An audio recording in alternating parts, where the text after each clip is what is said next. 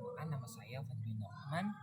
Saya dari kelas 1C dan dengan nomor NPM 24106311110105.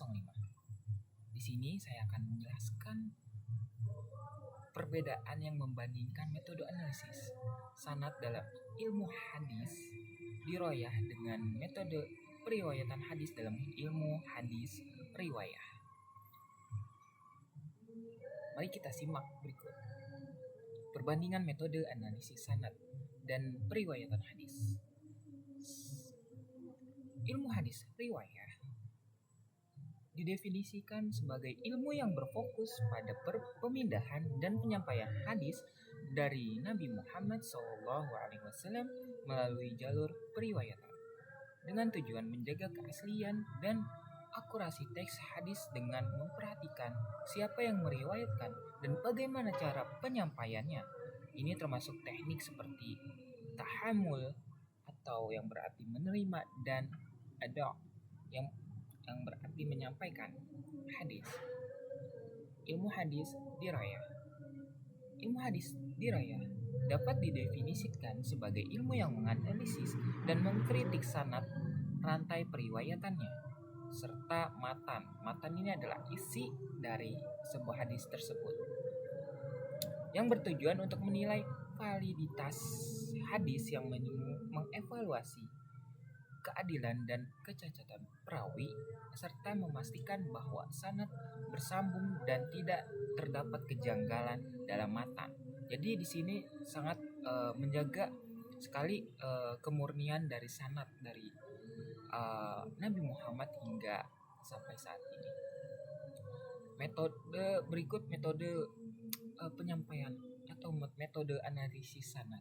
Dalam ilmu hadis diroyah, kritik sanad ini melibatkan penilaian terhadap setiap perawi dalam sanad untuk memastikan bahwa mereka memiliki sifat adil, jujur, dan kekuatan hafalannya itu sangat berkualitas.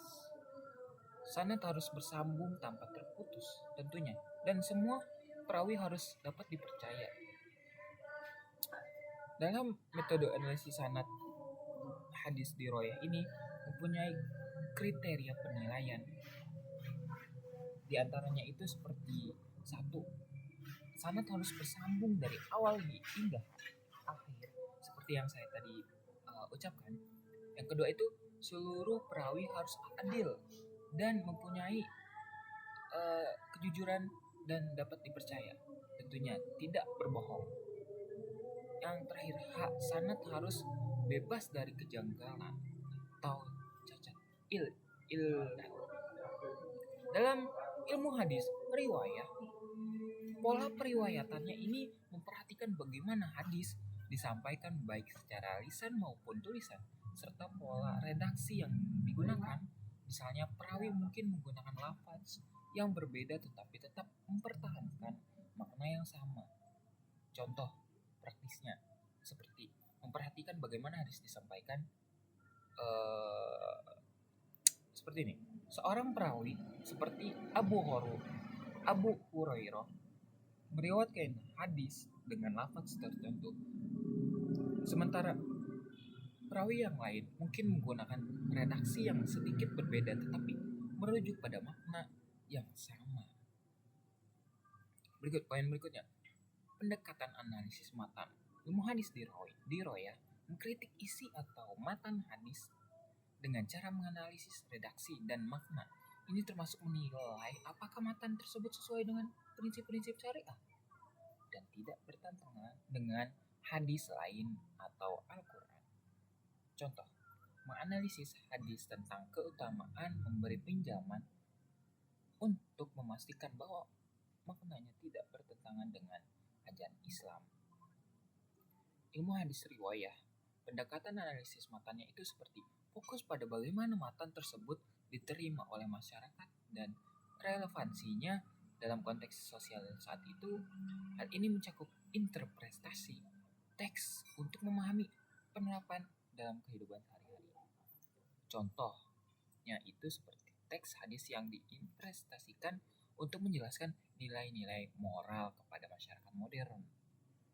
Dari kedua um, hadis, ilmu hadis, riwayah dan diroyah dapat disimpulkan dalam membandingkan metode analisis sanad dalam ilmu hadis diroyah dengan metode periwayatan hadis dalam ilmu hadis riwayah, kita menemukan bahwa keduanya memiliki tujuan yang berbeda namun saling melengkapi.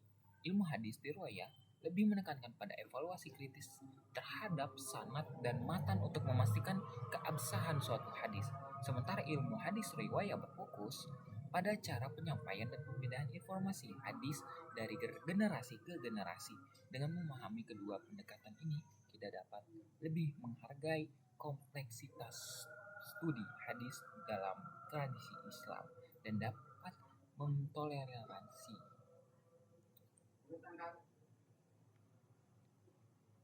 Oke, mungkin segitu saja yang saya dapat sampaikan atau saya ketahui tentang bagaimana perbedaan antara ilmu hadis diroyah dan riwayah.